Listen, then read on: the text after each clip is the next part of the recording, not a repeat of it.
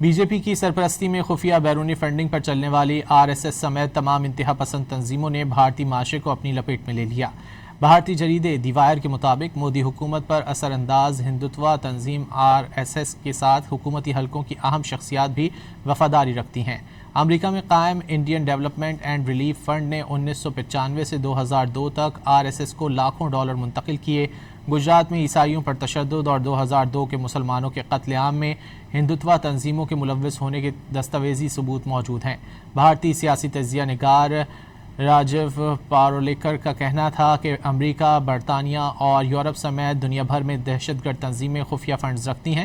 بھارتی جریدے front line کے مطابق بیرون ملک ہندو تنظیموں نے ریلیف کے نام پر فنڈ اکٹھا کر کے آر ایس ایس کو منتقل کیا۔